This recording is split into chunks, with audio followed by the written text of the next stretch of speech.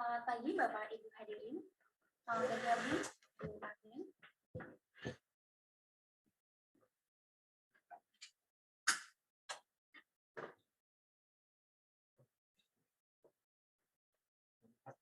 Izin Bapak Ibu hadirin untuk dapat kami mulai.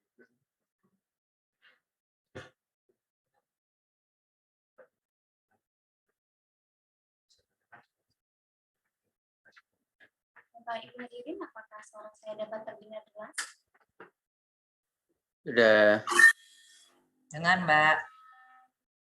Apa itu?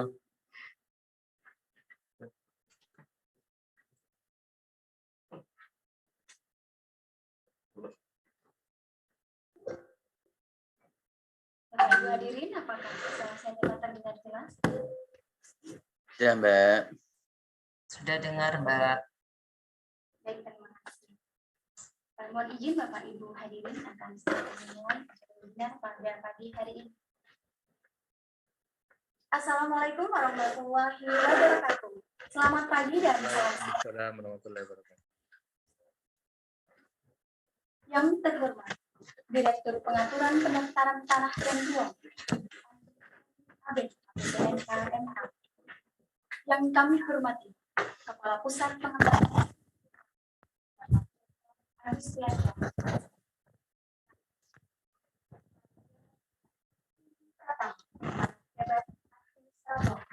Para pejabat pengawas tamu undangan dan para hadirin serta peserta webinar. Selamat datang di acara webinar bertemakan kepesertaan BPJS Kesehatan dalam layanan pendaftaran peralihan hak atas tanah atau hak milik atas satuan rumah susun karena jual beli. Bapak Ibu yang kami hormati, susunan acara webinar pada hari ini yang pertama, pengarahan dan sambutan webinar yang nantinya akan disampaikan Kepala Pusat Pengembangan Sumber Daya Manusia, Bapak Dr. Agustias, SFIT, SKMD. Selanjutnya, pemberian materi oleh narasumber webinar kita hari ini yang sedianya akan disampaikan oleh Bapak Insinyur Suyus Pinggayani, MAPPSC, selaku Direktur Jenderal Penetapan Hak dan Pendaftaran Tanah. Namun karena kesibukan dan adanya kegiatan yang tidak dapat diwakilkan, maka dari itu narasumber kita pada hari ini akan diwakilkan oleh Direktur Pengaturan Pendaftaran Tanah dan Ruang, Ibu Andi Tendri Abid, APBNH. Dan sebagai moderator webinar hari ini, kita akan dipandu langsung oleh Pak Inyo Cancer Hetari, APBNH. Bapak Ibu yang kami hormati, selanjutnya kami persilahkan kepada moderator untuk memandu acara webinar kita hari ini. Tapi sebelumnya, izinkan saya untuk membacakan kurikulum vitae dari beliau. Beliau dengan nama lengkap Inyo Cancer Hetari, riwayat pendidikan terakhir beliau S2 Magister Hukum. Beliau juga telah meraih berbagai penghargaan, sehingga terakhir beliau menjabat sebagai menjadi suara ahli media di PTSDM Kementerian ATR. Kepada beliau, Pak Inyo, kami silakan. Silakan.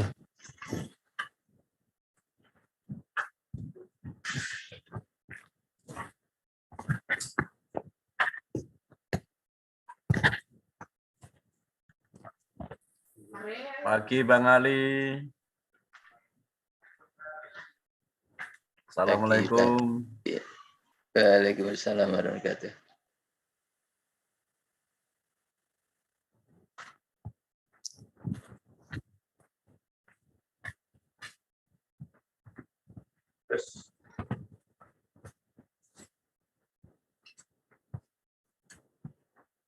Mohon izin, apakah suara saya kedengaran? Kapan mudik Bojonegoro nih? Putus-putus Pak Inyo.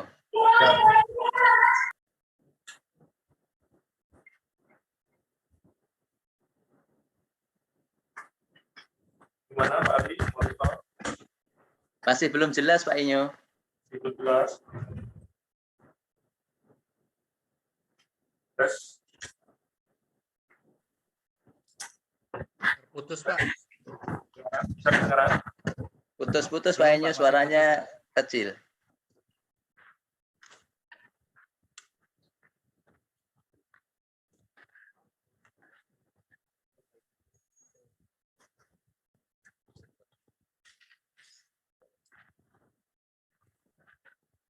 Bali bisa kedengeran? Sekarang agak Oke, bagus, Pak bagus. Inyo. Iya. Sekarang lebih bagus.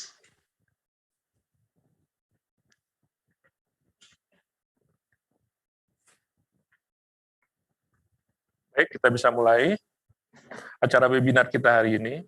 Assalamualaikum warahmatullahi wabarakatuh.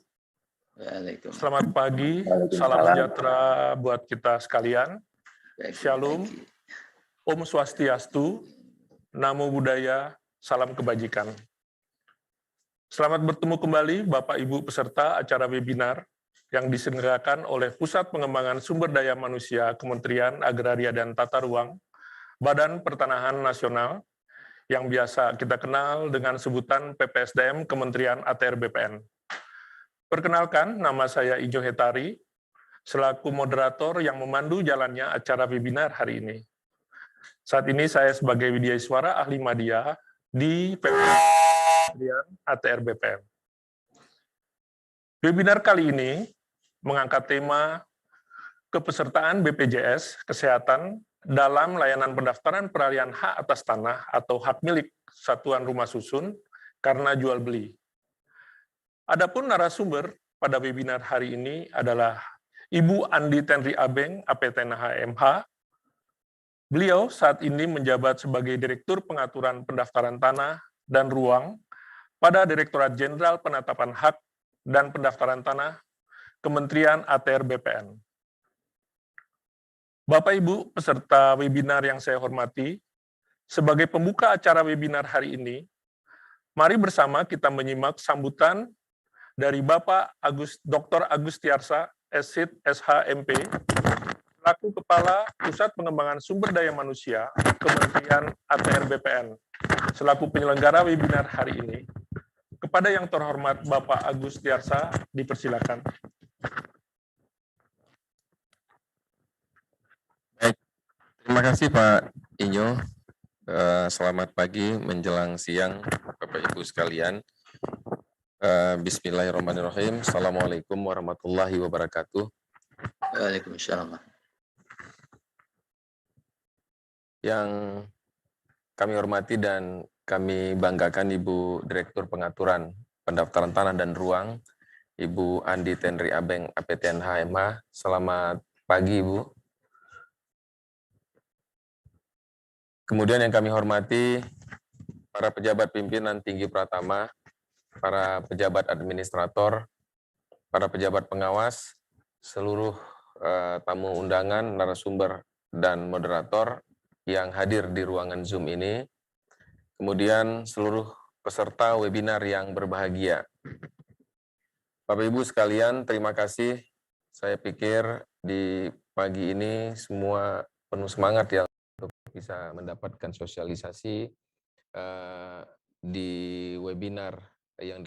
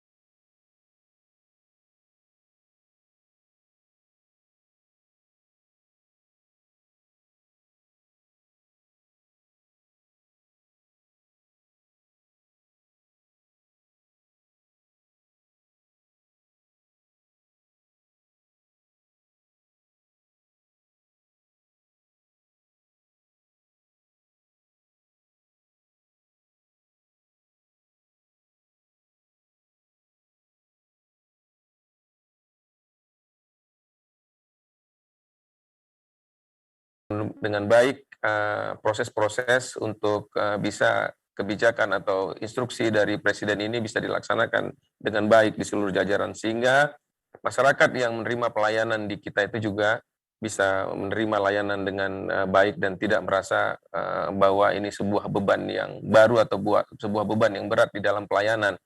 Nah, seperti apa nanti kebijakan-kebijakan ini dilakukan, bagaimana kantor-kantor pertanahan menyikapi ini, bagaimana Kanwil menyikapi ini, dan mengapa ini begitu penting bagi kita, nanti akan lebih secara gamblang dijelaskan oleh Ibu Direktur di dalam pemaparan beliau di webinar ini. Dan tentunya dengan dipandu oleh Pak Inyo, yang tadi CV-nya sudah dijelaskan oleh MC, kita juga cukup yakin bahwa webinar ini akan sangat bermanfaat dan cukup menarik. Jadi ikuti webinar ini dengan tuntas, ikuti webinar ini dengan baik, kemudian nanti apa-apa hal yang harus didiskusikan, kita diskusi dengan cukup baik, dan kalaupun setelah selesai webinar ini kita berdiskusi dimanapun, semakin cukup bekal ilmu ataupun pengetahuan yang kita dapat. Saya pikir ini webinar yang cukup baik, kita tidak boleh melewatkan ini, dan kita benar-benar harus bisa menyimak ini sampai akhir. Mudah-mudahan memberi manfaat. Akhirnya dengan mengucapkan selamat mengikuti webinar kepesertaan BPJS Kesehatan dalam layanan pendaftaran peralihan hak atas tanah atau hak milik atas satuan rumah susun karena jual beli di Kementerian Agraria dan Tata Ruang Badan Pertanahan Nasional tahun 2022. Semoga dengan webinar ini, para peserta diharapkan mampu mengetahui kepesertaan BPJS Kesehatan dalam layanan pendaftaran peralihan hak atas tanah atau hak milik atas satuan rumah susun karena jual beli, dan dengan mengucapkan Bismillahirrahmanirrahim, maka acara webinar ini kita buka. Wabillahi taufiq walhidayah. Wassalamualaikum warahmatullahi wabarakatuh. Waalaikumsalam warahmatullahi wabarakatuh.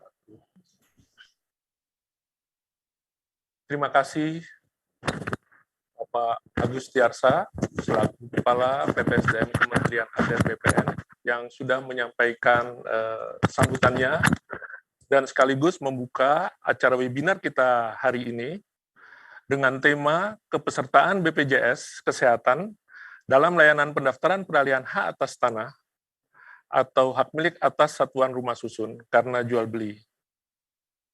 Sebagaimana kita ketahui bersama, bahwa Kementerian ATR BPN merupakan bagian dari kementerian atau lembaga pemerintah untuk menjalankan instruksi Presiden nomor 1 tahun 2022 tentang optimalisasi program jaminan kesehatan nasional. Untuk itu, para aparatur sipil negara atau ASN Kementerian ATR BPN bertugas untuk memastikan bahwa pemohon yang mengajukan permohonan pendaftaran peralihan hak atas tanah atau hak milik atas satuan rumah susun adalah anggota dari BPJS Kesehatan.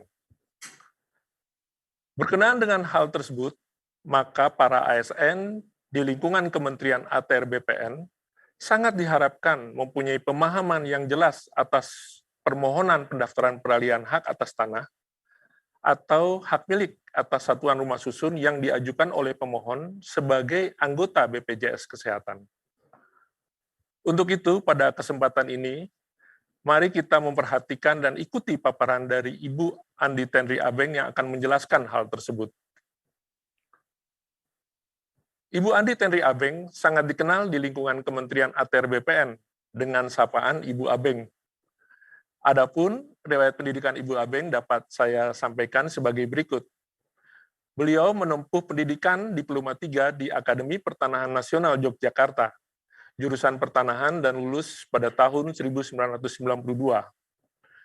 Kemudian, beliau melanjutkan pendidikan Diploma 4 pada jurusan perpetaan di Sekolah Tinggi Pertanahan Nasional Yogyakarta dan lulus tahun 1995. Beliau juga menempuh pendidikan Strata 2 Ilmu Hukum dari Universitas Jayabaya, Jakarta, dan lulus pada tahun 2011, dan Strata 2 Magister Management pada Institut Pertanian Bogor, dan lulus pada tahun 2016. Ibu Andi Tenri Abeng saat ini menjabat sebagai Direktur Pengaturan Pendaftaran Tanah dan Ruang pada Direktorat Jenderal Hak Tanah dan Pendaftaran Tanah Kementerian ATR BPN. Sebelumnya, beliau pernah menjabat sebagai Kepala Kantor Wilayah Badan Pertanahan Nasional Provinsi Banten. Kepada yang terhormat Ibu Andi Tenri Abeng, kami persilakan, Bu. Terima kasih Kak Inyo, Pak Moderator yang sangat saya kagumi. Terima kasih kepada Pak Kapus PPSDM, ini adik yang sangat luar biasa.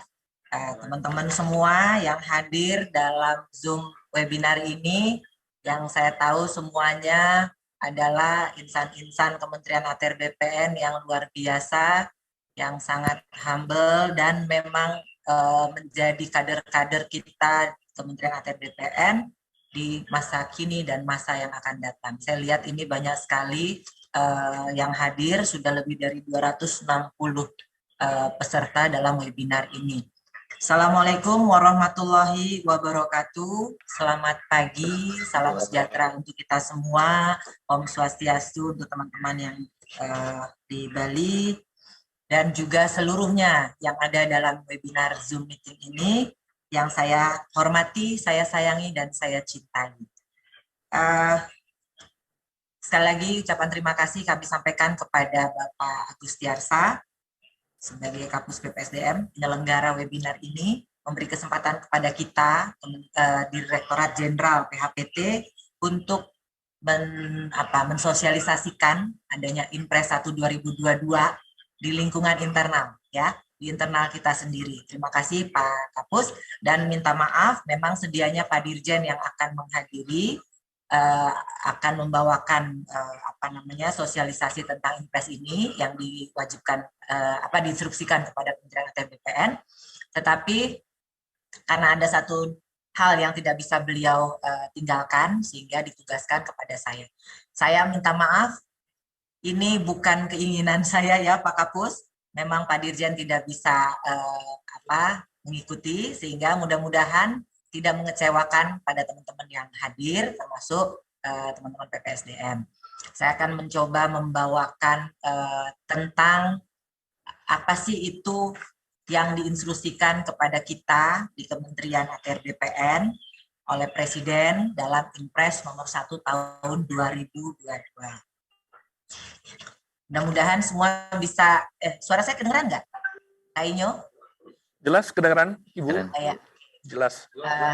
Ya, jadi memang saat ini kita tuh benar-benar, ini saya juga ada rapat Zoom ini, jadi tapi nggak apa-apa ya, semuanya saya harapkan juga bisa mendengar dan bisa mengikuti apa yang saya sampaikan, dan juga saya harapkan teman-teman BPN seluruh Indonesia yang ada dalam webinar ini bisa menjadi agent kita untuk menyampaikan kepada masyarakat sehingga masyarakat bisa lebih paham, ya, teman-teman bisa lebih paham untuk menjelaskan kepada masyarakat karena adanya tambahan persyaratan dalam pendaftaran peralihan hak atas tanah atau hak milik satuan rumah susun karena jual beli. Oke, saya mulai dari betapa next.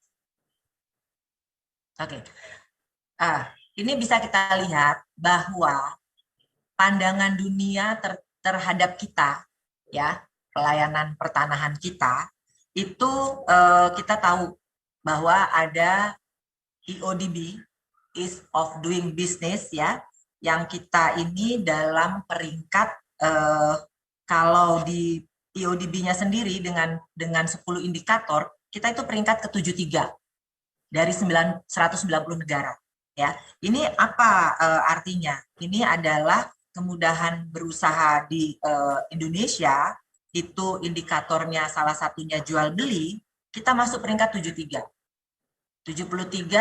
dari 990 negara. Masih banyak yang harus kita benahi. Terus kemudian kalau dari urutan ini 106, kita itu adalah urutan 106 di peringkat pendaftaran properti, ranking kita ya di tingkat pendaftaran properti itu di 106.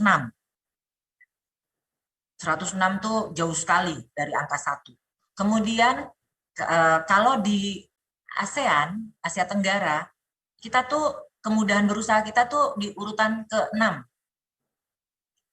Ya, nah artinya kita masih harus lebih banyak lagi berusaha untuk meningkatkan peringkat ini. Ya, ini teman-teman semua orang BPN ya, Pak Inyo ya? Ya, betul Ibu. Jadi Peserta ini kan dari internal ya. lingkungan Jadi, ASN Kementerian ya, ATR jadi BPN. saya mau menyampaikan bahwa kita, terutama untuk layanan jual beli, itu dipandang oleh dunia, dihitung ranking-ranking kita, ya. Jadi memang banyak yang masih harus kita lakukan untuk perbaikan, kemudahan berusaha. Ini saya membawa teman-teman semua bahwa ujungnya nanti adalah peralihan hak jual beli yang masuk dalam Inpres. Kemudian next, nah ini hanya contoh ya. Kami memberikan contoh bahwa 6 prosedur dalam IODB 2020 itu harus berlaku selama 28 hari, sangat panjang ya. Terus kemudian cukup tinggi biaya yang dikeluarkan. Nah, nilainya itu 8,5% dari nilai properti. Sehingga kita tadi masuk dalam ranking 106 dunia. Ya, next. Nah, kita dalam layanan pertanahan ini 10 tertinggi, 10 layanan terfavorit yang saya munculkan. Favorit kedua itu adalah peralihan hak jual beli. Ada sekitar 1 juta di tahun 2019, ada 900 ribuan di tahun 2020, dan di tahun 2021 naik lagi 1 jutaan. Ya, ini menggambarkan betapa peralihan hak jual beli cukup favorit di dalam kita. Sukses Pak Kapus. Terima kasih. Sukses Pak. Ya. Terima kasih Pak. Makanya di dalam Inpres 1 2022 dipilihlah salah satu dari yang favorit itu. Kita bersyukur bukan seluruh 10-10-nya yang favorit yang ditunjuk oleh Inpres, tetapi hanya salah satu. Dan salah satu ini adalah hanya satu dari 137 layanan pertanahan yang ada di KKP kita. Ya, jadi hanya salah satu yang ditunjuk oleh Inpres. Nah, saya harapkan teman-teman di sini, ASN maupun PPN yang ada bergabung dalam webinar ini, bisa juga turut menjelaskan kepada masyarakat tentang kondisi-kondisi ini.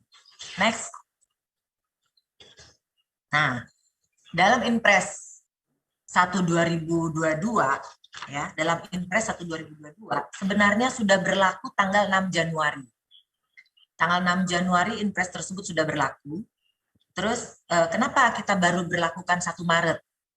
Karena kita masih melihat perlunya sosialisasi, perlunya kita melihat menghitung apakah nanti dengan kondisi tadi kita 2 favorit teratas, apakah dengan adanya tambahan persyaratan ini akan menyebabkan kita punya PNBP menurun dan sebagainya. Kita harus hati-hati dalam menentukan kapan kita mulai. Pimpinan sudah menetapkan tanggal 1 Maret. Saat itu kita buat edaran. Tetapi ternyata menjadi viral di medsos, ya karena penjelasan belum kita jelaskan, tetapi masyarakat sudah langsung menanggapinya. Ya, tapi nggak apa-apa. Itu juga salah satu sarana beriklan buat kita Kementerian ATR BPN, sehingga sekarang hampir seluruh masyarakat Indonesia melihat BPN itu ada dan BPN itu berkarya, ya. Jadi kita ambil sisi positif dari viralnya tentang pemberlakuan Inpres 1 2022. Tanggal 1 Maret kita tetapkan pemberlakuan ini secara nasional. 1 Maret itu juga merupakan tanda kutip momen serangan fajar ya. Tapi tidak karena itu ya Pak Inyo, bukan karena serangan fajar ditentukan 1 Maret. Karena kita merasa dari 6 Januari sampai 1 Maret itu sudah cukup waktu untuk seluruh masyarakat Indonesia mengetahui adanya Inpres 1 2022. Nah, kemudian dalam Inpres 1 2022 ya, kita bisa lihat bahwa bukan hanya BPN yang masuk dalam Inpres 1 2022. Ada lebih dari 23 KL.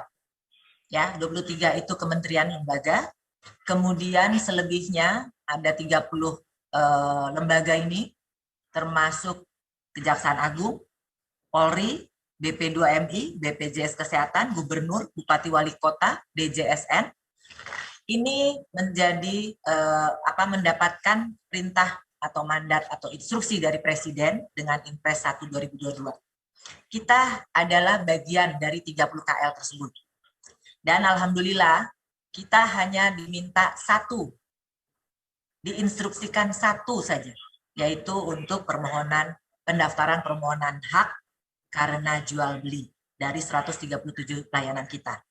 Kita bisa lihat yang lain nih, di Kemendagri ada 14 layanan. Kemendagri ini kan terkait dengan hajat hidup kita kan, bikin KTP, bikin apa-apa yang menyangkut diri pribadi kita ini, semuanya nih ada 14 instruksi yang di dalam Impres tersebut. Kita hanya satu dan mudah-mudahan kita bisa menjalani instruksi ini dengan baik tanpa menimbulkan masalah baru. Ya, kita harapkan seperti itu. Instruksi untuk kita adalah Menteri ATR BPN, Menteri ATR Kepala BPN agar memastikan pemohon layanan peralihan sebelumnya. Slide-nya sebelumnya. Ya. Kita diinstruksikan Menteri ATR Kepala BPN agar memastikan pemohon layanan peralihan hak atas tanah atau hak milik satuan rumah susun merupakan peserta aktif dalam program Jaminan Kesehatan Nasional. Ya. Jadi kita harus memastikan bahwa pemohon tersebut adalah peserta aktif. Ya, adalah peserta aktif dalam program Jaminan Kesehatan Nasional. Oke. Nah, untuk kita ketahui di Indonesia itu ternyata penduduknya saat ini adalah hampir 274 juta jiwa. Ya, 274 juta jiwa. Yang sudah mendaftar BPJS ada 236 jutaan jiwa atau sekitar 86,27%. Targetnya di tahun 2022 berdasarkan RPJM itu terdaftar 98% masyarakat Indonesia yang tercover dalam Jaminan Kesehatan Nasional. Ya, jadi maka keluarlah Impres ini. Ya. Kemudian dari 236 jutaan tersebut, ada 96 jutaan itu yang iurannya dibayarkan oleh pemerintah, yang masyarakat mendapatkan bantuan. Kemudian itu pemerintah pusat. Kemudian pemerintah daerah juga membayarkan iuran 39,8 juta penduduk di daerahnya masing-masing. Ya, nah artinya hanya sisa dari 236 juta dikurangi 96 juta sekian, dikurangi 39 juta sekian, itulah yang masuk ke dalam JKN Mandiri.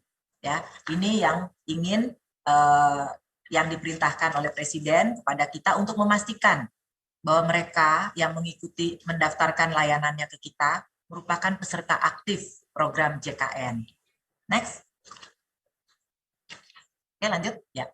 Nah, ternyata kewajiban JKN ini sudah ada sejak Undang-Undang Nomor 24 Tahun 2011. Jadi bukan ujuk-ujuk tahun 2022. Dan sanksinya pun sudah ada di dalam Undang-Undang 24 tersebut. Ya, Undang-Undang 24 Tahun 2011.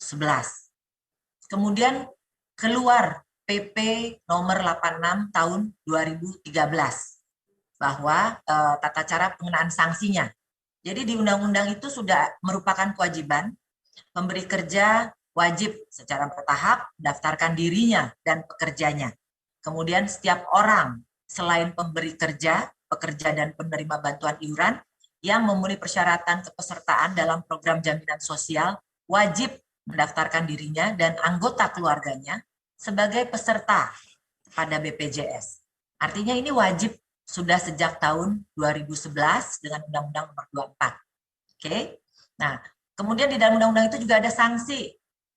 Ada sanksi administratif, ada berupa teguran tertulis dan denda, ya, dan pengenaan sanksi itu juga sudah diterapkan, sudah ada PP-nya pelaksanaannya, tata cara pengenaan sanksi administratifnya, ya, kepada pemberi kerja dan orang per orang. Oke, kemudian di Perpres 18 tahun 2020 yang terbaru itu dalam RPJMN itu tadi yang saya sampaikan sudah ditargetkan 98% penduduk Indonesia masuk dalam program jaminan sosial nasional. Oke, sampai sini jelas ya. Juga Presiden sudah direkomendasikan oleh KPK dan BPK untuk pelaksanaan Undang-Undang 24 2011 ini, ya. Kemudian dengan Inpres ini tadi sudah saya sampaikan, Menteri ATR Kepala BPN agar memastikan pemohon layanan peralihan hak atas tanah atau hak milik satuan rumah susun adalah peserta aktif dalam program JKN, program Jaminan Kesehatan Nasional. Dikeluarkanlah surat edaran Pak Dirjen untuk menyatakan bahwa Inpres ini sudah kita akan berlakukan. Kemudian surat Dirjen juga, ya, kita sudah mengeluarkan ada 3 surat sebenarnya. Karena yang surat terakhir itu termasuk tata cara, ya. Next, termasuk tata cara dan persyaratan-persyaratannya. Nah, ini. Jadi persyaratan jual beli kita sudah tahu. Dan nomor 11 ini ditambahkan tertera fotokopi kartu BPJS pemohon. Ini untuk saat ini. Tapi kalau nanti sistem kita sudah berjalan, saat ini masih dibangun antara BPJS dengan Pusdatin kita. Kalau sudah berjalan tidak perlu lagi menyampaikan fotokopi, ya, kartu BPJS. Nah, fotokopi kartu BPJS ini bagi yang sudah terdaftar. Tapi di dalam edaran kita, dalam edaran Pak Menteri itu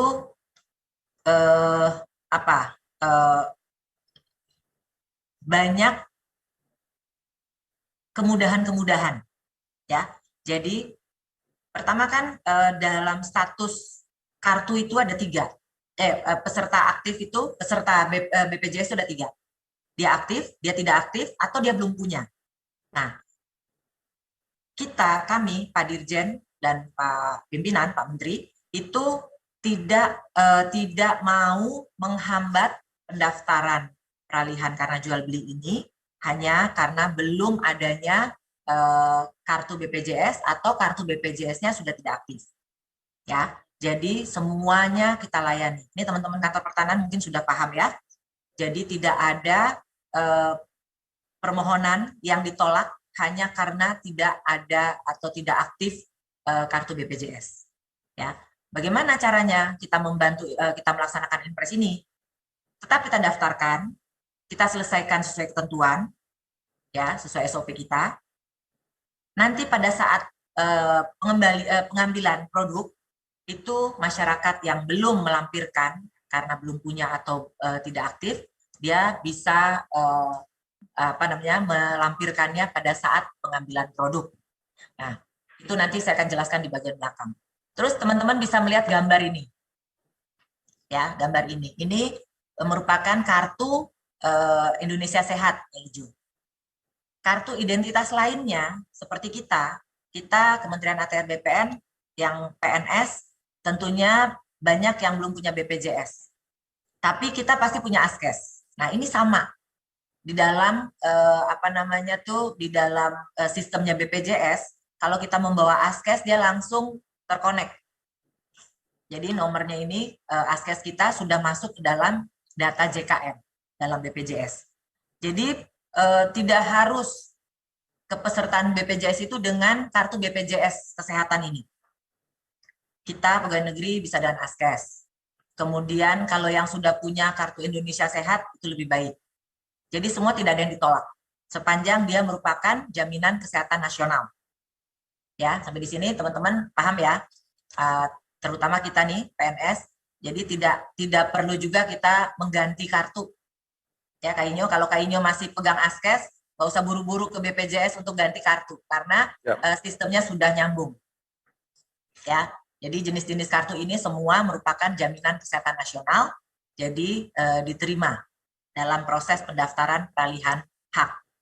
Nah, prinsip-prinsip yang kita terapkan adalah bahwa pertama, dalam Inpres itu yang diberlakukan hanya pendaftaran peralihan karena jual beli. Nah, ini masih banyak teman-teman di daerah bertanya ke saya.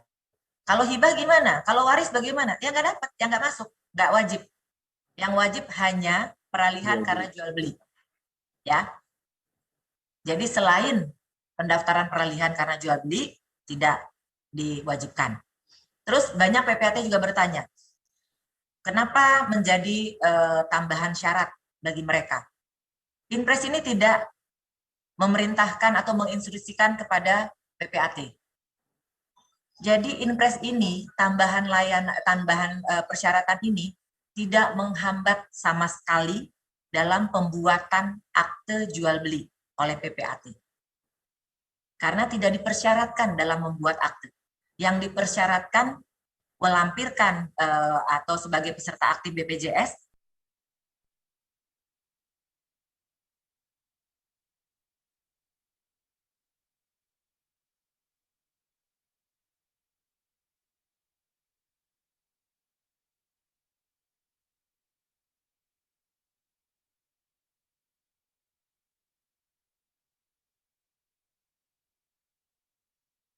nanti mereka harus melampirkan bukti kepesertaan aktif BPJS.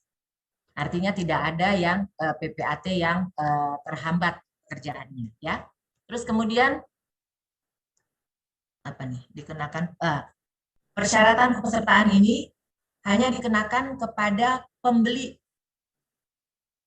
Jadi kalau teman-teman Kanta, kalau masyarakat datang, dia yang diwajibkan kita minta kartu BPJS-nya atau kita lihat kepesertaan aktifnya itu hanya pembeli. Penjual dan sebagainya sudah tidak. Ya, hanya pembeli yang dilampirkan. Oke. Terus kemudian bagaimana kalau dia WNA? Kalau WNA yang wajib adalah yang sudah bekerja paling singkat 6 bulan. Paling singkat 6 bulan.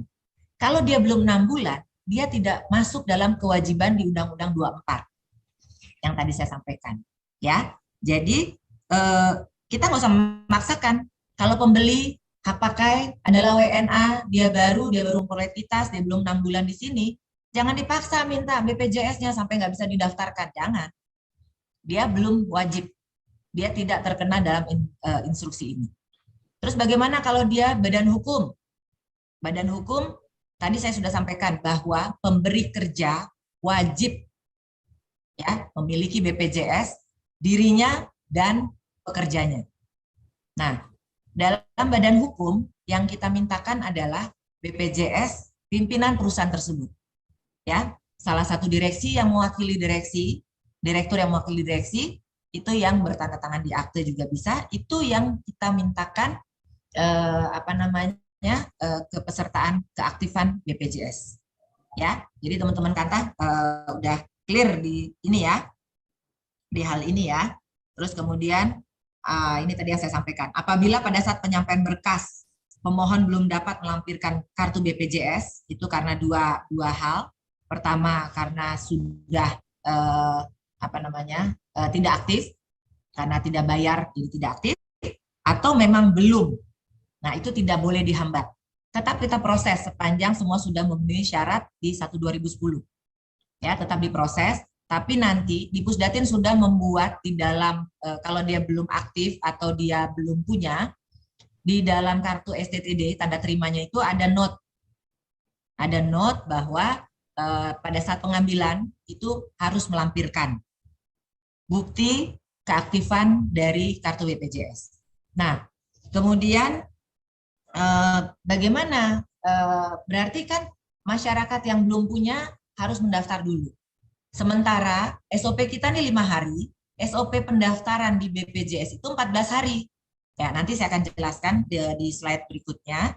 Terus ini kita sedang mengintegrasikan sistem ya, sehingga nanti kita tidak perlu lagi melampirkan fotokopi. Cukup melihat dari sistem integrasi antara BPJS dengan BPN. dengan KKP kita sehingga akan lebih memperlancar proses di loket. Next, ini saya lanjutkan.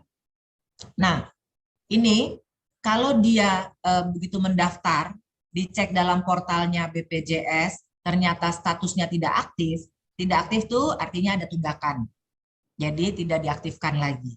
Nah, sementara untuk mengaktifkan mereka itu harus membayar.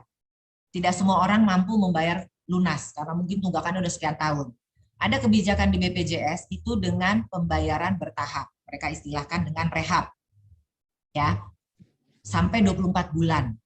Nah, artinya begitu masyarakat membayar cicilan pertama, note yang ada di tanda terima itu sudah menjadi gugur, sehingga pada saat selesainya sertifikat diproses, bisa diambil cukup dengan memperlihatkan bukti bayar cicilan pertama.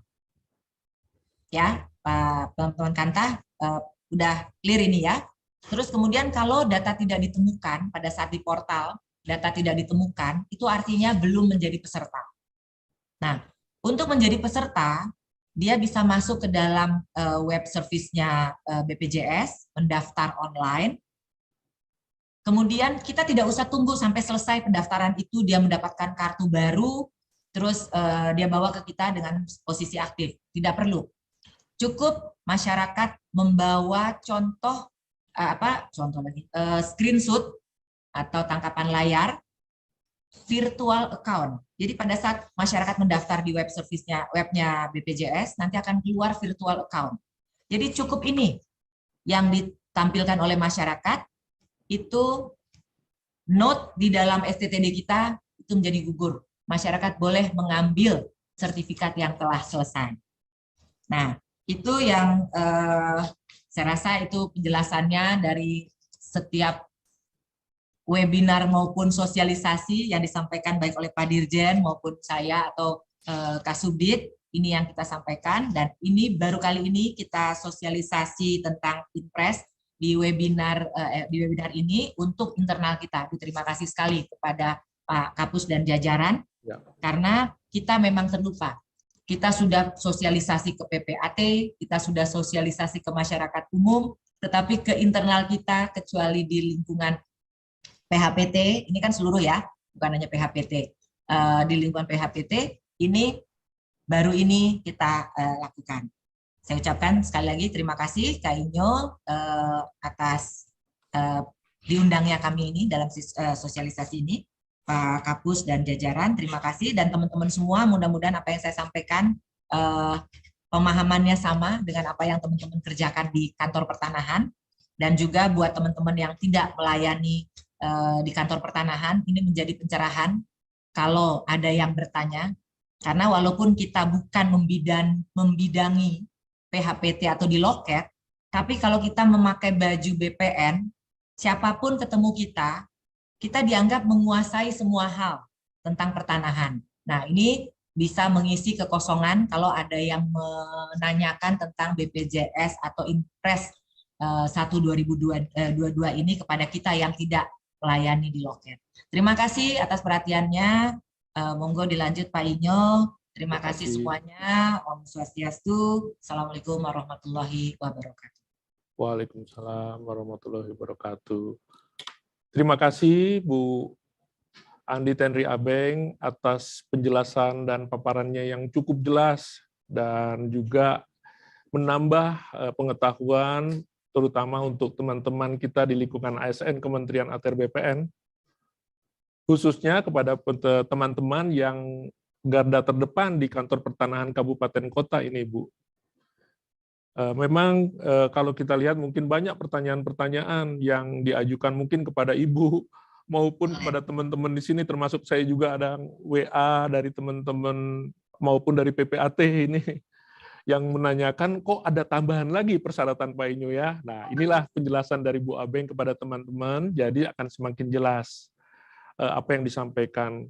Kemudian juga Ibu Abeng sudah menyampaikan bagaimana kondisi layanan properti kita dengan menjelaskan UDB dalam proses ini, kedudukan proses-proses pelayanan properti, peralihan hak kita, kemudian juga Bu Abeng menjelaskan kenapa jual beli dulu ya? Pertanyaannya dalam instruksi Presiden, karena kalau kita lihat di dalam yang tadi Ibu juga sudah paparkan, di dalam lingkup layanan pertanahan yang ada dari 10 yang Ibu ambil 10 besar, ternyata layanan jual beli itu menduduki ranking nomor 2 setiap layanan dari sejak tahun 2019 sampai 2021 yang Ibu punya datanya tadi disampaikan. Sehingga memang fokus mungkin pertama kali ini memang ke arah layanan jual beli ya Ibu. Ya, betul. Kemudian juga banyak pertanyaan ini Ibu yang tadi Ibu sampaikan juga. Kok bagaimana kalau badan hukum gitu? Kalau atau pertanyaan bagaimana yang belum punya pemohon, tapi dia udah beli tanah tapi belum punya. Nah, itu juga Ibu sudah menjelaskan hal ini. Nah, dari penjelasan Ibu, mungkin dari teman-teman ada perlu suatu penjelasan yang lebih dalam lagi, atau perlu mungkin ini ada hal yang masih keraguan-raguan dari teman-teman. Nah, kami membuka kesempatan ini untuk tanya jawab. Saya harapkan peserta ini kesempatan yang luar biasa, bisa ketemu dengan Ibu Direktur, untuk menyampaikan mungkin hal-hal yang sedang atau yang akan dihadapi kira-kira di dalam pelayanan pertanahan, khususnya untuk peralihan jual beli baik hak atas tanah maupun untuk hak milik atas satuan rumah susun. Silakan kami buka untuk forum diskusi hari ini. Forum diskusi pada webinar kita yaitu tanya jawab dengan pertanyaan yang diajukan peserta yang akan nanti ditanggapi oleh Ibu narasumber, Bu Abeng. Pada sesi pertama pertanyaan yang diajukan peserta, kami persilakan 3 orang penanya dengan menggunakan reaction raise hand mungkin ya, Ibu.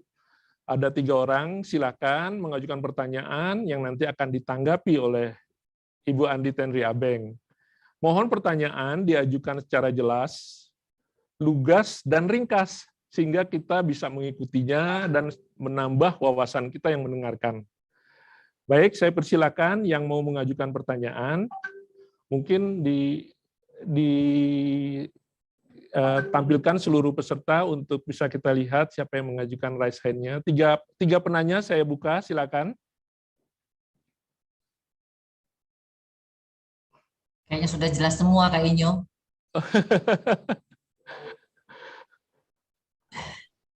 Oh, Pak Ali. Oh, ada Pak Ali Hindarto. Beliau Widya Iswara di PPSDM, sahabat saya ini Bu Abeng. Sahabat saya juga Pak Inyo. Saya persilakan Pak Ali Hindarto untuk mengajukan pertanyaannya. Silakan Ibu Bapak.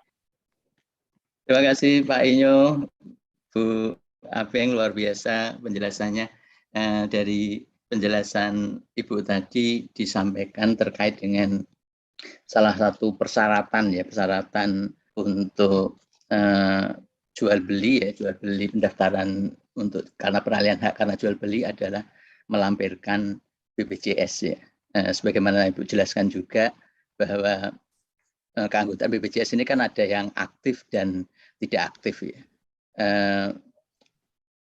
Dengan melampirkan fotokopi tanpa kita mengecek misalnya untuk nomornya BPJS di BPJS, kita tidak akan mengetahui bahwa pesertanya apakah aktif atau non aktif ya. Kalau hanya sekedar misalnya melampirkan kartunya ya, kecuali kita mengecek di websitenya BPJS, kita akan mengetahui bahwa peserta ini aktif atau non aktif. Berikutnya yang berikutnya tadi, apabila belum mempunyai kartu itu bisa dilampirkan ya. Proses pendaftaran tetap dilakukan, tapi pada waktu pengambilan produk nanti baru melampirkan kartu BPJS-nya sebagai bukti. Misalnya kalaupun belum jadi maka bukti pendaftaran BPJS. Dan apabila tidak aktif bisa yang pertama tadi Ibu, yaitu karena ada cicilan ya, ada misalnya kalau dia ada tunggakan maka dia ada cicilan, yang penting dia ada cicilan, misalnya ada pembayaran cicilan tahap pertama misalnya dilakukan. Begini Ibu, misalnya yang terakhir tadi misalnya dia melampirkan tapi pada waktu pengambilan produk ternyata dia belum melampirkan kartu BPJS-nya karena dia misalnya belum mendaftarkan ya. Apakah ini tetap misalnya pada waktu produk selesai, apakah kalau dia mengambil, apakah produknya bisa diambil atau tidak? Kalau tidak, sudah barang tentu dia menjadi tunggakan misalnya karena menjadi tunggakan BPN karena produk belum disampaikan. Apakah ini tidak akan merugikan misalnya merugikan BPN ya karena produk ya dia sudah melebihi SOP, melebihi waktu penyelesaiannya karena ada proses tambahan atau persyaratan tambahan adanya kartu BPJS. Terima kasih, Ibu.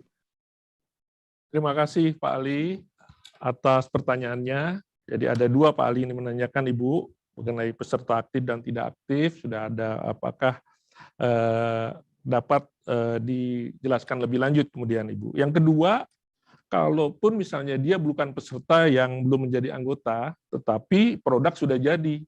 Karena ini proses memakan waktu misalnya, sehingga menjadi tunggakan kantor pertanahan. Itu mungkin Pak, inti dari pertanyaan Pak Ali, 2 pertanyaan itu. Silakan Bu Abeng untuk penjelasannya. Silakan Ibu. Terima kasih Pak Ali. Pertanyaannya cukup baik sekali. Jadi supaya saya juga lebih menjelaskan dengan detail ya. Jadi yang pertama, kita dengan koordinasi dengan BPJS itu ada diberikan link portal mereka. Ya, teman-teman seluruh kantor pertanahan sudah diberikan link portal untuk melakukan pengecekan. Tetapi ini kami berpikir di pusat ini akan merepotkan. Karena setiap saat kan belum tentu jaringan bagus ya.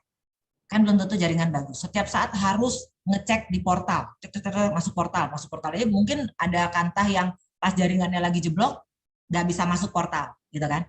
Akhirnya di dalam edaran itu kami bilang masyarakat yang punya kewajiban menyampaikan ke kita status kepesertaannya. Jadi dia capture sendiri mereka yang kan masyarakat itu bisa ya, Pak Ali juga bisa nih. Masuk ke webnya BPJS melalui JKN Mobile, terus kemudian Cika, itu mengecek status kepesertaan. Nah, itu masyarakat, di dalam edaran kita, masyarakat yang menunjukkan screenshot atau tangkapan layar status kepesertaannya. Ya kan ya, di edaran kita itu. Jadi bukan ke petugas loket kita, cuma kita kalau misalnya ragu-ragu, kita bisa melakukan pengecekan karena kita dikasih link masuk ke portalnya BPJS. Nah, seperti itu Pak Ali. Ya, jadi ini adalah kewajiban dari masyarakat yang mendaftar. Dia wajib memberikan tangkapan layar ke kita, kasih lihat. Nah, dalam awal-awal dilaksanakan, ini kami berkoordinasi dengan BPJS, minta setiap kantor pertanahan ada orang BPJS yang memberikan sosialisasi di loket. Jadi mereka istilahkan duta BPJS. Ya, dijanjikan oleh BPJS Kesehatan Pusat, mereka ada di setiap kantor pertanahan. Dan saya sudah cek random setiap provinsi, kita sudah lakukan cek random laporan teman-teman Kanta, itu semua sudah lakukan koordinasi aktif dengan BPJS. Artinya sampai dengan saat ini saya belum menerima laporan adanya penolakan karena sistem atau karena proses kita menambah menambah persyaratan. Jadi itu Pak Ali, itu udah kita pikirkan jangan sampai kita karena wajib dari Inpres mengetahui status BPJS-nya, terus kita jadi menyusahkan teman-teman di loket, akhirnya juga menghambat. Itu runtutannya panjang tuh, bisa menghambat PNBP. Karena biasanya bisa nerima 100 berkas dengan ada tambahan harus cek portal dan sebagainya menjadi mungkin 50 yang bisa masuk PNBP ke kantor kita. Nah, itu juga kita tidak harapkan. Karena Inpres ini juga menolong BPJS tetap mempercepat JKN tercipta 98% tadi, tetapi juga jangan sampai menghambat layanan kita karena kita juga ada IODB tadi. IODB itu kan kaitannya dengan jual beli. Paling erat dengan jual beli. Nah, jadi itu jangan sampai yang ini kita naikkan, yang ini jadi turun. Nah, itu yang kita pikirkan. Jadi seperti itu Pak Ali. Terus kemudian Bagaimana juga dengan produk yang sudah selesai tapi nggak mau diambil karena dia nggak mau bayar? Kan bisa ya, wah saya belum punya uang, walaupun ini cicilannya pertama, maksudnya dengan cicilan boleh, saya belum punya uang, udah biarin aja, yang penting udah masuk di BPN. Kan terkadang juga kita begitu ya. Nah, jadi teman-teman di Pusdatin itu sudah sampai masyarakat, kantor pertanahan boleh sampai klik 208. Yang tidaknya itu hanya 301A, Pak, pengambilan. Artinya tidak ada tunggakan yang terjadi. Kalau memang dia 5 hari harus selesai, 5 hari selesai, tetapi tidak boleh diambil. Nah, jadi kita tidak menghambat sama sekali proses di loket maupun di back office. Tapi pada saat mau ngambil harus nunjukin. Kan kalau mau ngambil itu hanya 301A, Pak. Tidak terkait dengan tunggakan. Nah, itu saja. Nah, itu mungkin Pak Ali yang bisa saya sampaikan.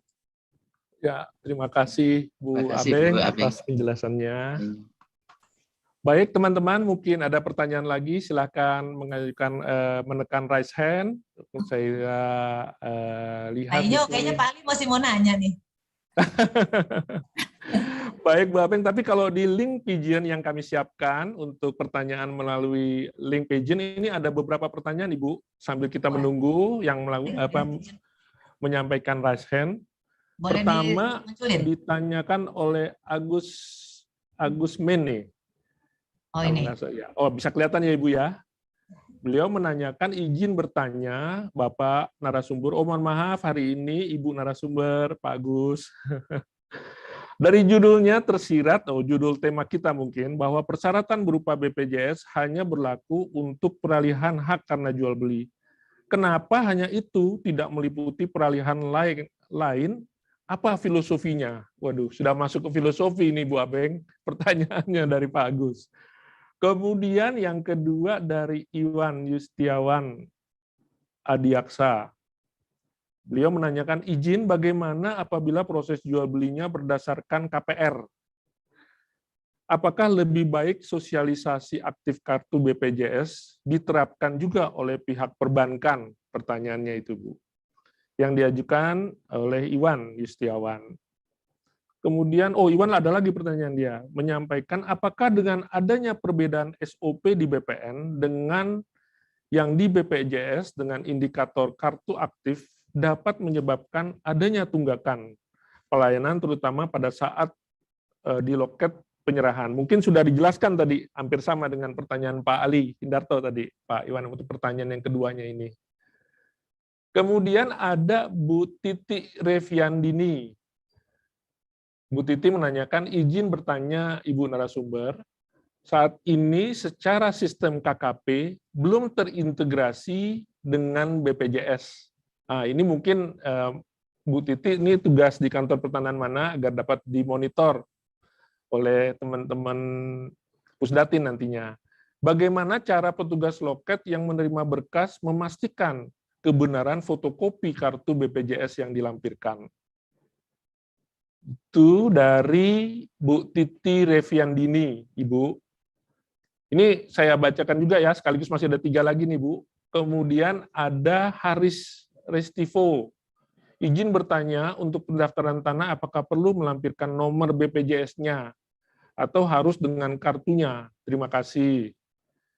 Kemudian Normaya menanyakan, mohon izin bertanya, untuk peralihan hak jual beli yang pembelinya adalah beberapa orang, apakah wajib melampirkan semua fotokopi kartu peserta BPJS atau boleh hanya diwakili 1 orang pembeli? Nah, ini menarik juga ini Ibu, pertanyaannya kalau pembelinya ini merupakan kepemilikan bersama. Kemudian satu lagi dari Bapak Muhammad Iqbal, peserta, kebetulan Pak Iqbal kalau nggak salah ini peserta PKA, pelatihan kepemimpinan administrator sekarang Bu, lagi mengikuti pelatihan, beliau juga ikut webinar kita. Izin bertanya agak teknis, bagaimana jika terdapat pemohon peralihan karena jual beli, di mana pembeli adalah karyawan pada perusahaan yang telah ditanggung oleh asuransi kesehatan lain. Jadi dia sudah mengikuti asuransi kesehatan lain, apakah tetap harus diwajibkan mengikuti menunjukkan kartu BPJS-nya? Ini Bu, pertanyaan dari Pak Muhammad Iqbal. Ya, menarik juga ini, Bu. Karena banyak mungkin Diulang Pak Inyo, yang Muhammad Iqbal yang mana? Izin bertanya agar nomor ini teknis. yang di atas ini, Bu, yang mungkin bisa ada di share itu, Bu. Di mana pembeli adalah karyawan sama- pada perusahaan yang telah ditanggung oleh asuransi Oleh kesehatan asuransi lainnya. kesehatan lain. Ya, gitu, Bu. Oke.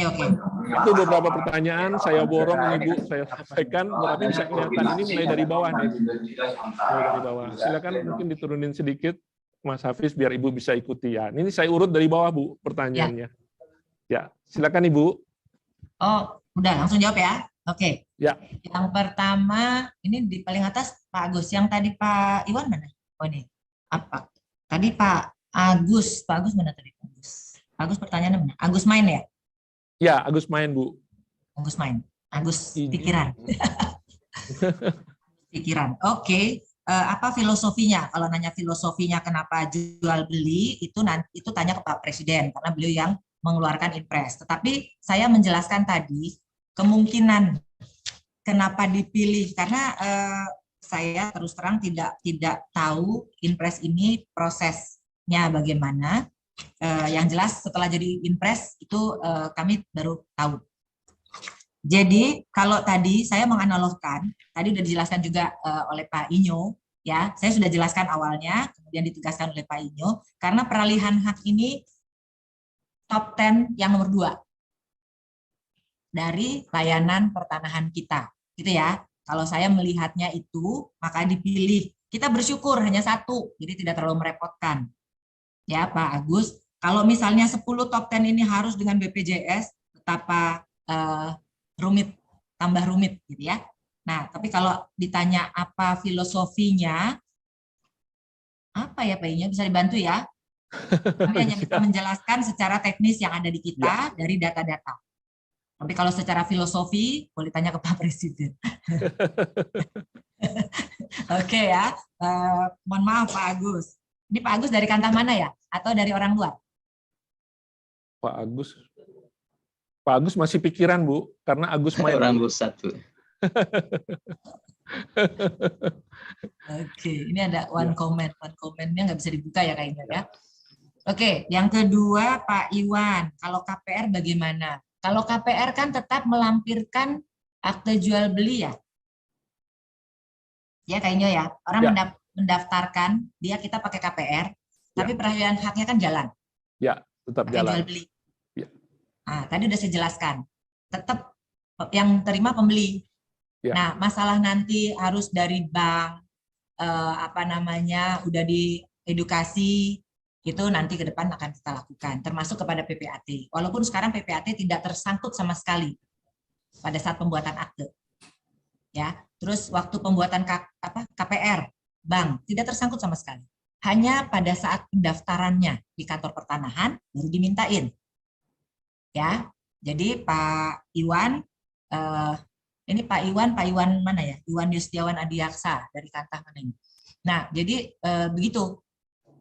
Nanti kita ini bagus, masukan bagus, baik dengan PPAT, perbankan, dan instansi institusi lainnya. Nanti kita juga coba komunikasikan. Ya, kalau bisa di hulunya sudah kita mintakan atau sudah ada, tentunya tidak mempersulit lagi pada saat kita melakukan proses pendaftaran yang hanya 5 hari, ya kan? Kayak misalnya kita buat akte di PPAT, kan nggak sehari jadi. Tapi berapa hari ngumpulin ini, ngumpulin itu gitu kan. Nah itu mungkin saran Pak Iwan bisa dianalogkan lah PPAT, perbankan, itu bisa kita mintakan mereka sudah mulai informasikan kepada kliennya atau si pemohonnya untuk juga melengkapi BPJS aktif, kepesertaan aktifnya. Gitu ya Pak Iwan ya. Terus kemudian bagaimana kalau ada tunggakan? Izin bagaimana apabila proses jual belinya beroda? Apakah dengan adanya perbedaan SOP di BPN dan BPJS dengan indikator kartu aktif dapat menyebabkan adanya tunggakan pelayanan terutama saat di loket penyerahan? Di loket penyerahan sudah tidak masuk ke dalam tunggakan kinerja kita karena 208 boleh diklik, boleh diterbitkan. 301A-nya tentunya pada saat orang datang mengambil, ya. Kalau orang datang mengambil. Kalau dia belum ambil, tentunya tunggakan di 301A. Tetapi tidak mempengaruhi penilaian kinerja bahwa pekerjaan belum selesai. Ya, karena ada pihak eksternal yang belum datang ambil. Gitu ya Pak Iwan ya. Jadi tadi sudah saya jelaskan, kita tidak boleh menghambat proses sampai selesai. Ya, apapun kondisi kartunya. Mau aktif, mau tidak aktif, mau tidak punya. Sepanjang sudah sesuai SOP 1/2010, tidak ada yang boleh dihambat. Yang ada adalah kita tahan penyerahannya. Ya, clear ya di sini ya, teman-teman kantor pertanahan harusnya clear. Oke, nanti kalau nggak clear WA saya lagi, nanti saya jelaskan lagi deh. Ya, oke. Siap, Bu. Ya, siap. Kemudian Bu Titi Reviandini, ini kayak ada nama PPAT ini. Izin bertanya, apa saat ini secara sistem KKP oke?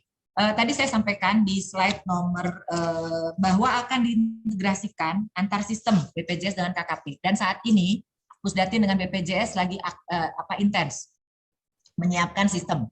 Juga teman-teman dari Biro Ren dan kami semua sebagai narasumbernya itu juga sedang menyiapkan MOU dan PKS. Jadi sistem ini kalau mau host to host itu harus ada PKS, harus ada MOU. Nah, ini sedang disiapkan. Kita harapkan secepatnya selesai. Nah, selama belum ada sistem, tadi saya sampaikan, kalau tadi tercatat bahwa pemohon melampirkan kartu, padahal di edaran itu kartu lagi apa namanya fotokopi. Nah, itu di edaran cukup melampirkan fotokopi screenshot, ya di edarannya Pak Dirjen itu jelas disebutkan bahwa pemohon itu melampirkan screenshot atau tangkapan layar itu deh bahasanya. Ya, melampirkan screenshot.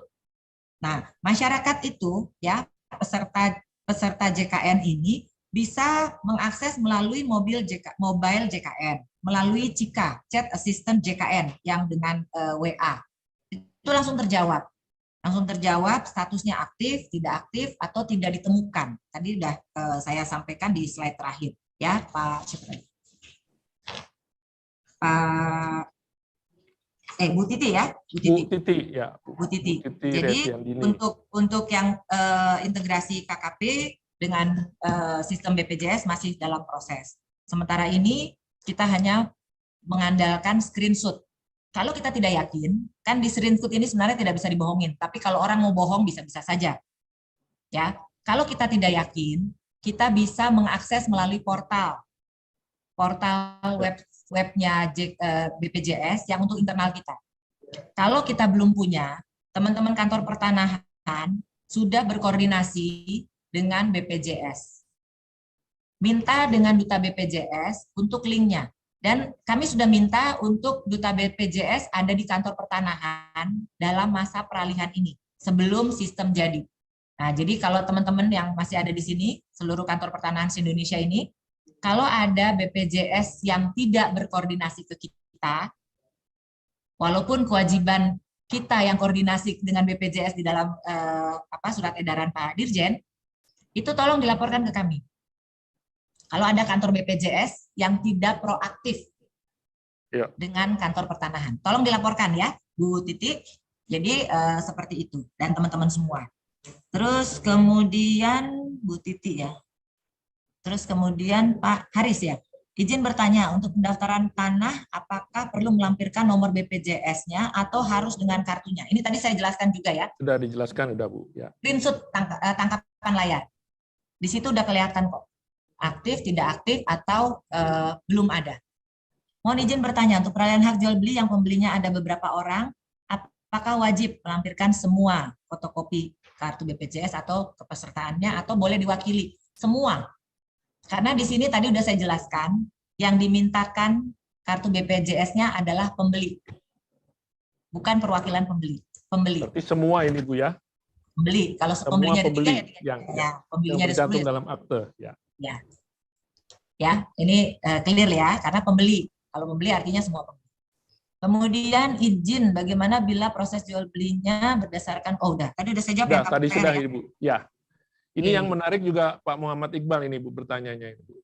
Mana sih Muhammad Iqbal? Paling atas. Yang paling atas ya. Bertanya, agak teknis. Bagaimana jika terdapat pemohon peralihan hak karena jual beli di mana pembeli adalah karyawan pada perusahaan yang telah ditanggung oleh perusahaan kesehatan lainnya. Tadi saya sampaikan contoh-contoh kartu JKN, ya, contoh-contoh kartu JKN.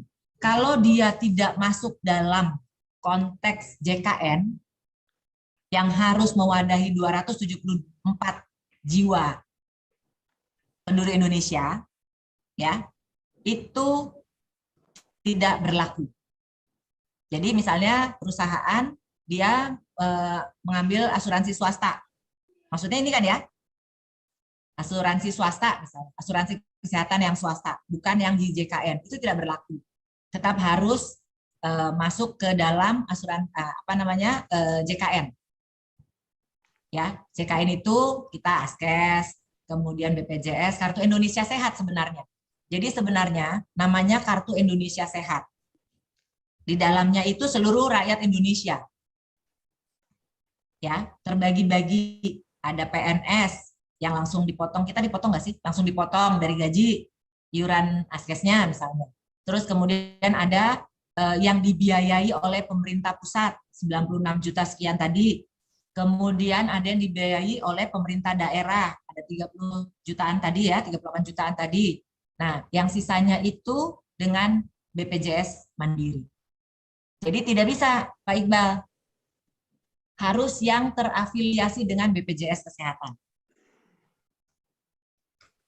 Jadi walaupun dia sudah mengikuti misalnya program-program asuransi swasta, tetapi begitu dia menjadi pembeli, dia juga apabila tidak memasuk dalam program jaminan kesehatan nasional tadi, perusahaan-perusahaan itu tetap dia harus melampirkan BPJS yang termasuk dalam program jaminan kesehatan nasional ini ya Ibu ya? Ya, that's right Pak Inyo. Ya, jadi semakin jelas ya Pak Iqbal ya. Jadi tetap harus melampirkan, dia harus mungkin menurus sebagai status aktif nanti sebagai peserta dari kartu BPJS Kesehatan ini. Terima kasih Bu Abeng atas pencerahannya, beberapa pertanyaan yang melalui link Pigeonhole ini. Kemudian ini ada yang raise hand Ibu.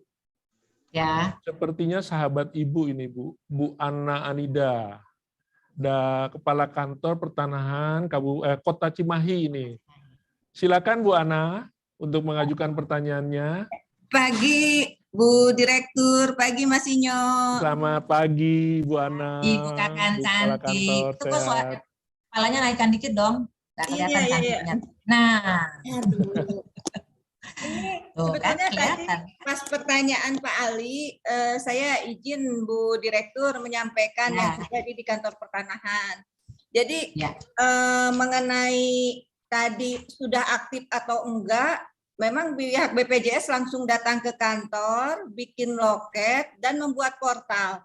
Sehingga pada saat daftar itu dengan hanya memasukkan NIK saja, KTP itu udah ketahuan itu aktif atau enggak aktif. Itu. Terus yang barusan saya lihat, sekarang di KKP juga mungkin saya lihat kan agak susah ya. Di KKP juga sekarang di print-printan ini sudah terlihat di sini BPJS-nya itu aktif atau tidak aktif. Jadi di KKP sudah ada. Jadi kalau menurut saya nggak ada masalah sama sekali gitu. Alhamdulillah. Ya bahwa masyarakat dari BPJS-nya sendiri sangat support ke kita dan itu sama sekali kita tidak menghambat peralihan karena semua kita terima. Baik yang belum terdaftar maupun belum aktif semua kita terima. Terus apabila pun belum terdaftar dan minta didaftarkan, kita minta ke BPJS supaya disediakan khusus di kantor BPJS supaya dipermudah dan tidak dipingpong. Jadi kalau saya selama ini sih berjalan dengan sangat baik. Itu mungkin masukan untuk gambaran Pak Ali. Tadi izin Bu Dir dan Mas Inyo hanya menyampaikan yang kami laksanakan. Terima kasih. Iya. Terima izin, Bu. kasih. Terima kasih Bu Ana. Bu Abeng, izin mumpung ada kepala kantor ini Bu. Jadi malah saya jadi sebagai moderator mau lihat aplikasi di lapangannya ini Bu Ana. Jadi kira-kira dari yang Bu Ana lihat sejak berlakunya digunakannya KKP kita mulai 1 Maret kalau tidak salah diaktifkan. Ya. Kira-kira Ibu lihat sebenarnya lancar-lancar saja, tidak ada tunggakan ya, seperti dikhawatirkan teman-teman ini. Betul. Kalau selama ini kan kita memang sampaikan bahwa jangan sampai ada tunggakan, terima semua. Dan dari kita, tapi kita cek aktif atau enggak aktif, disampaikan kepada pemohonnya untuk diaktifkan. Itu berkas kita terima semua. Sampai nanti pada saat pengambilan, itu nanti diperlihatkan screenshot-nya. Yang kita lihat hanya screenshot-nya tadi. Jadi nggak usah lagi pakai kartu segala macam. Oh ya, baik Ibu. Jadi lancar, saya syukur. Iya, Syukur Ibu, iya. jadi ini bisa lancar, kerjaan Ya, kita juga amin. lancar, juga kita bisa memenuhi instruksi Presiden ini, ya. Amin. Ya, makasih Bu Ana. Mungkin ada teman-teman dari kantor pertanahan lain memberikan masukannya. Mumpung ketemu ada Bu Direktur di sini terkait dengan pelaksanaan dari Instruksi Presiden nomor 1 tahun 2022 serta surat edaran Pak Dirjen nomor 1 tahun tanggal 25 Februari kemarin ini. Mungkin mohon masukannya dari peserta webinar terkait dengan pelaksanaan dari Inpres ini, Inpres nomor 1 tahun 2022. Mungkin sambil menunggu Ibu, ini belum ada yang raise hand. Ini ada pertanyaan juga di chat Ibu. Ini diajukan, mohon diturunin coba pertanyaannya, Fis. Di chat Bagaimana jika pemohon baru? dari RR Diah Pratiwi ini, Bu. Ya. Bagaimana jika pemohon baru saja sebagai peserta BPJS, tetapi kartu BPJS belum jadi? Apakah dibolehkan mengambil sertifikat dengan menunjukkan kartu pendaftaran BPJS-nya? Jadi baru daftar tapi belum jadi, bisa ngambil hasilnya dari pendaftaran peralihan hak yang diajukannya, Ibu. Iya, tadi saya jelaskan. Coba deh, slide saya halaman terakhir. Berarti saya punya penjelasan kurang jelas ya, Kak Inyo ya? Atau Ya, kecepatan ya saya ngomong ya? Jadi, mungkin perlu penekanan-penekanan kali, Bu. Ya, jadi Bu Dia, nah ini, kalau dia belum, kalau data tidak ditemukan, tadi Bu Ana udah bilang, status ini dengan mengetik NIK, keluar semua ya Bu Ana tadi ya, di portalnya, terus jadi ada aktif, tidak aktif, atau tidak ditemukan. Kalau tidak ditemukan tuh berarti belum terdaftar, gitu kan? Kemungkinan NIK-nya juga belum valid atau belum terdaftar. Kalau belum terdaftar, karena proses pendaftaran mereka membutuhkan 14 hari kerja, sementara kita proses hanya 5 hari. Jadi kita hanya mintakan pada saat pendaftaran, mereka tuh akan keluar bukti virtual account. Jadi jangan melihat kelas, seluruh kelas boleh. Walaupun dia datang orang kaya raya, tapi dia hanya ngambil kelas 3, jangan ditolak. Ya, tidak mengenal kelas kita. Nah, ini contoh virtual account. Cukup dengan ini, kita tidak usah sampai melihat dia sudah bayar atau belum. Ya, nggak usah. Jadi bukti mereka masuk ke dalam portal di BPJS, kemudian mendapatkan virtual account. Itu juga udah bisa, Bu Dia. Ya.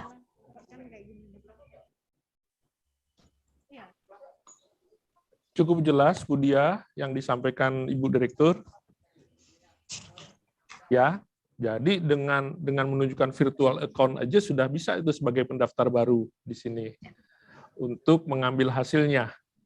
Mungkin tadi bahasa saya begini tadi, menggugurkan tulisan di STTD. Ya. Kan di STTD pada saat pendaftaran ada note. Ya. Ada note ya bahwa BPJS Anda belum aktif. Silahkan mengaktifkan dan ambil kalau sudah status aktif. Kalau nggak salah begitulah bahasanya. Mungkin Mbak Ana bisa memperbaiki. Tapi intinya ada note menyatakan pemohon itu kartunya belum ada atau belum aktif. Nah, ya kan? Dan bisa ngambil produk setelah melampirkan yang aktif. Nah, itu kalau dia kartu baru, mendaftar baru cukup dengan virtual account. Kalau dia statusnya tidak aktif atau ada tunggakan, cukup dengan bukti pembayaran pertama. Jadi tidak harus lunas. Karena boleh dicicil selama 24 bulan kayak ini. Ya. Ya, jadi mereka ada sistem rehab katanya. Rencana pembayaran bertahap itu maksimal 24 bulan. Ya, 24 bulan maksimal. Iya. Ya, baik Ibu. Itu tadi mungkin bahasa saya yang menggugurkan note. Nah, itu mungkin yang teman-teman, atau mungkin suaranya nggak jelas. Mbak Dia boleh undang saya ke kantor Mbak Dia deh, saya main-main ke tempat Mbak Dia. Baik Ibu, cukup jelas ya Bu Diah ya, apa yang dipaparkan oleh Bu Direktur. Kemudian ini sambil menunggu juga, ini belum ada pertanyaan Ibu yang diajukan dengan mengajukan raise hand. Kemudian di Pigeon Hall juga belum ada lagi Bu. Kayaknya mungkin sudah semakin jelas ini Bu, penjelasan dari. Ini ada Bu Dia nih. Makasih Bu, cukup jelas. Terima kasih Mbak Dia. Oh ya. Saya diundanglah ke sana. Nah Ibu, mungkin kalau saya sambil menunggu, mungkin karena waktu kita masih ada, mungkin Ibu penjelasan mengenai orang asing yang berdomisili di Indonesia ini Bu. Misalnya dia membeli suatu satuan rumah susun, bagaimana dia apakah juga melampirkan terkait dengan BPJS aktif ini Bu. Orang asing yang berkedudukan di Indonesia kalau domisili 6 bulan misalnya, dia sudah bisa mengajukan untuk membeli apartemen misalnya, dan bagaimana dia harus mengajukannya tetap diwajibkan untuk melampirkan kesertaannya sebagai BPJS Kesehatan. Silakan Ibu. Ya, terima kasih Pak Inyo. Jadi Inpres ini, yang masuk dalam JKN, yang wajib dalam JKN itu adalah orang asing yang sudah tinggal lebih dari 6 bulan. Ya, sekurang-kurangnya 6 bulan. Gitu kan? Ya. Jadi kalau dia belum 6 bulan, dia tidak punya kewajiban. Dia baru datang di Indonesia, dia sudah memenuhi syarat untuk membeli, dia membeli. Tapi dia belum 6 bulan. Dia mendaftarkan ke kita, ke kantor pertanahan. Dia tidak wajib mengikuti JKN. Ya, tidak wajib dilindungi dengan jaminan kesehatan nasional. Tapi kalau dia sudah lebih dari 6 bulan, dia wajib menjadi peserta BPJS Kesehatan. Itu kayaknya. Ya. Kalau udah lewat dari 6 bulan. Untuk mengukur 6 bulannya dari mana nanti Bu yang kita ketahui dia berdomisili? Ada paspor, kedatangan dia kapan, terus maksud dia datang apa, itu kan semua bisa. Dan ini memang contoh belum ada ya, tetapi kalau nanti dia datang ke kantor pertanahan, si orang asing ini mendaftarkan, itu kan akan kelihatan dia pemegang kitasnya kapan, terus berlakunya sampai kapan, itu kan kelihatan tuh kayaknya. Ya, baik. Ya, jadi intinya yang harus kita pegang adalah minimal 6 bulan. Kalau di bawah 6 bulan tidak terkena kewajiban masuk dalam JKN. Jadi beliau bisa mengambil hasil langsung kalau di bawah 6 bulan itu ya? Boleh, kalau 6 bulan. Baik, dia tidak wajib. Tidak wajib ya, di bawah 6 bulan. Baik, cukup jelas Ibu penjelasannya.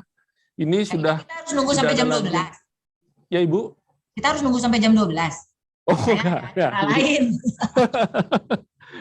Jangan Ibu Direktur, luar biasa sibuknya ini Ibu. Ini saya juga sudah tidak ada lagi yang mengajukan pertanyaan. Kayaknya mudah-mudahan ya. Saya ini boleh cukup jelas ini kayaknya seperti Ibu. Mungkin juga sambil menunggu karena ini adalah program baru dalam pelaksanaannya. Mungkin nanti dalam perjalanannya ada perkembangan-perkembangan. Mungkin bisa menghubungi di tempat Ibu ya Bu ya. Hubungi saya langsung boleh. Nomor telepon saya juga mendunia. Monggo aja. Saya layani semua. Siap Ibu. Pasti teman-teman punyalah nomor Bu Abeng. Siapa yang nggak kenal Bu Abeng ya Bu ya? Ya enggak. Itu teman-teman, rupanya Ibu Direktur membuka pertanyaan-pertanyaan secara terbuka apabila Bapak Ibu di daerah menghadapi mungkin kendala, hambatan di dalam proses melaksanakan program Inpres ini, silakan menghubungi Bu Abeng langsung. Bu Abeng juga membuka itu kesempatan kepada teman-teman dengan nomor yang mungkin ada nanti disampaikan, nanti akan ditanggapi oleh Bu Abeng untuk mencari solusi.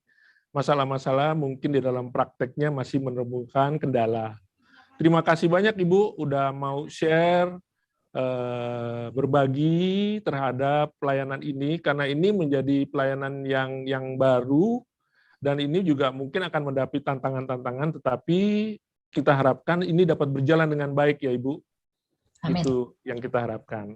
Baik, karena sudah tidak ada lagi yang mengajukan pertanyaan, baik melalui Pigeon Hall maupun melalui chat, Saya selaku moderator memang tidak mengambil kesimpulan dalam webinar ini, tetapi ada dua catatan saya selama ini saya mengikuti baik paparan maupun dalam forum tanya jawab yang dapat saya tarik benang merahnya. Jadi yang pertama, jadi tindak lanjut dari Inpres Instruksi Presiden nomor 1 tahun 2022 tentang optimalisasi program jaminan kesehatan nasional telah ditindaklanjuti dengan diterbitkannya surat edaran Direktur Jenderal Hak Tanah dan Pendaftaran Tanah tanggal 25 Februari 2022 nomor 5/SE besar garis datar 400.HK.02/2 Romawi tahun 2022 tentang kepesertaan jaminan kesehatan nasional dalam kurung JKN dalam permohonan pendaftaran peralihan hak atas tanah atau hak milik atas satuan rumah susun karena jual beli. Dan SE tersebut telah ditujukan kepada para Kakanwil dan Kepala Kantor Pertanahan se-Indonesia ini, seluruh Indonesia. Mudah-mudahan ini telah diterapkan oleh teman-teman di daerah. Dan yang kedua, benang merah yang saya catat di sini, kepesertaan BPJS Kesehatan ini wajib dilampirkan pemohon yang mengajukan pendaftaran peralihan hak atas tanah atau hak milik atas satuan rumah susun karena jual beli. Jadi ini sudah jelas, itu dua benang merah yang dapat saya sampaikan pada webinar ini, Ibu dan teman-teman semua. Mudah-mudahan ini dapat dilaksanakan dengan baik oleh seluruh aparatur sipil negara di lingkungan Kementerian ATR BPN. Ini saya ucapkan terima kasih kepada Ibu Andi Tenri Abeng selaku narasumber pada webinar kita hari ini yang diselenggarakan oleh PPSDM Kementerian ATR BPN. Mohon kesempatan nanti lain waktu Ibu, mungkin Ibu nanti akan sering kami undang juga untuk menjadi narasumber untuk kegiatan-kegiatan lainnya berkaitan dengan pendaftaran tanah, Ibu.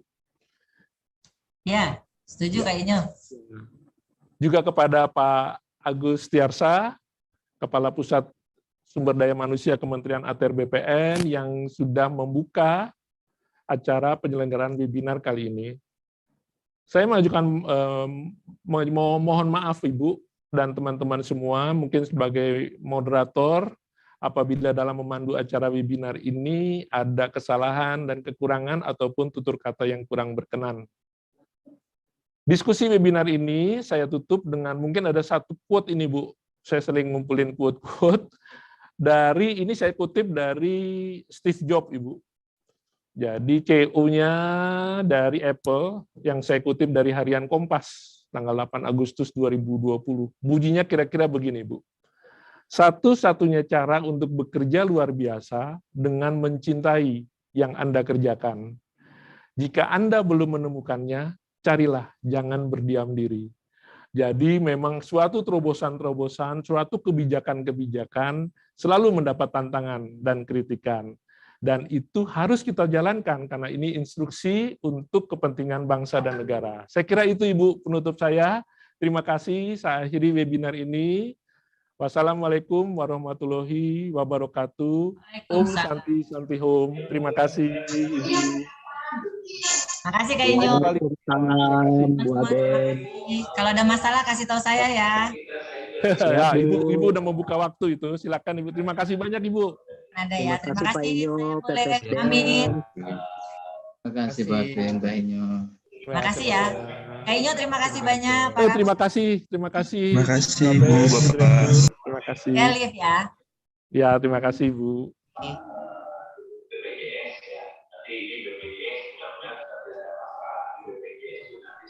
Halo Bang Ali, Lai Daniel.